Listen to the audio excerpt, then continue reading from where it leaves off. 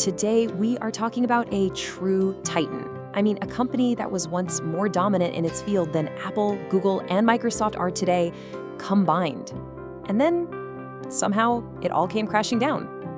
Yep, we're unpacking the absolutely wild history of IBM. It's an incredible story about how you can invent an entire industry, lose your way so badly that you're facing total collapse, and then, against all odds, pull off one of the greatest comebacks in business history. So, to really get this, we have to go way back. I'm talking before the first computer even existed, back to an age of gears and punch cards. This is where it all began for the original tech giant. You know, unlike so many tech companies that start with one genius in a garage, IBM was actually forged. It was a strategic move by a financier named Charles Flint, who saw what nobody else did. He realized that if you combine companies making time clocks, scales, and these amazing new punch card machines, you could create something incredibly powerful. And then came the legend, Thomas J. Watson Sr. This guy built a corporate culture that was second to none.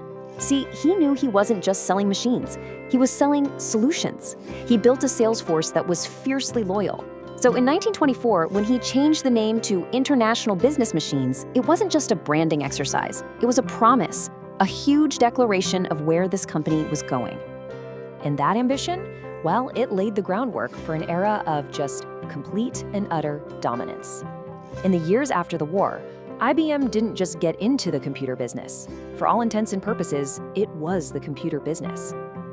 Seriously, as the computer age was just getting started, IBM didn't just show up to the party, they basically took it over. It wasn't even just about having the best tech. They sold trust. The saying was, nobody ever got fired for buying IBM, and that loyalty was ironclad, thanks to their brilliant sales and service. So, just how dominant were they? Get this, by the mid-1950s, a mind-blowing 85% of all computers in the United States were made by IBM. This is where they got the nickname Big Blue. They weren't just a leader in the market, they were the market. And then came the masterstroke, the move that sealed the deal, the System/360. Now before this, every computer was its own unique, incompatible thing. It was a mess. IBM bet the entire company, billions of dollars, on a radical idea, a whole family of computers that could all use the same software and equipment. It was a monumental gamble that paid off, creating the industry standard and locking customers into the IBM world for decades.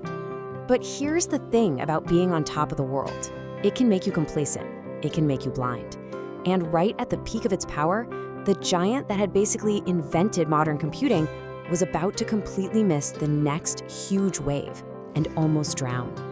The first revolution IBM missed, the personal computer. It's almost unbelievable, right? But they were so laser-focused on selling these giant multi-million-dollar mainframes to big companies that they just couldn't see the revolution that was about to happen on everyone's desks. Their whole world was built for corporate data centers, a world that was about to shrink fast. And when they finally scrambled to build their own PC, they were in such a rush that they broke their own golden rule: always build everything yourself. And what might be the biggest business blunder of all time, they outsourced the two most important parts, the brains, the processor, to a little company called Intel, and the soul, the operating system, to an even smaller one called Microsoft.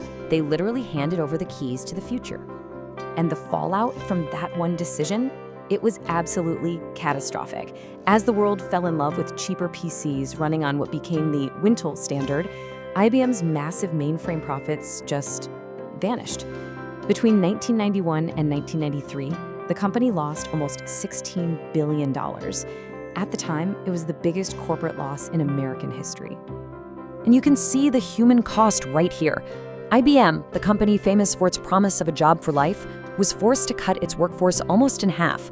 Think about that. We're talking hundreds of thousands of people. The company wasn't just in trouble. It was in a fight for its very existence. So there they were, on the verge of being dismantled and sold off for scrap. And that's when IBM did something it had never, ever done in its entire history. It looked for a savior from the outside. Lou Gerstner, this guy wasn't a techie. He came from Nabisco and American Express. He was a customer guy, and he walked in and totally shocked the system. He famously said, "The last thing IBM needs right now is a vision." He said it needed to stop looking inward and start focusing on its customers like yesterday. His first move was also his most important. Everyone, Wall Street, the media, even people inside IBM, was screaming to break the company up. But Gerstner saw something else. He saw that IBM's massive size wasn't just a weakness, it was its greatest strength. It was the only company in the world that could offer a customer a complete integrated solution. So, with that one huge decision, he laid out a clear, ruthless plan. First, keep the company together. Second, pivot like crazy from selling hardware to providing services, solving customer problems. Third, invest heavily in high-profit software. And fourth, get rid of all the stuff that wasn't making real money. He was turning IBM back into the solutions company it once was. And then he started to rebuild the brand's reputation. You had these huge public wins, like the Deep Blue supercomputer beating the world chess champion. And behind the scenes, they came up with this brilliant marketing campaign around e-business, basically defining the entire internet era for corporations. It wasn't just about the bottom line anymore, it was about making people believe in IBM again. That incredible turnaround didn't just save the company, it completely reshaped it and set the stage for the IBM we see today, a company that is still constantly changing and betting big on what's next. You can actually see Gerstner's playbook still at work.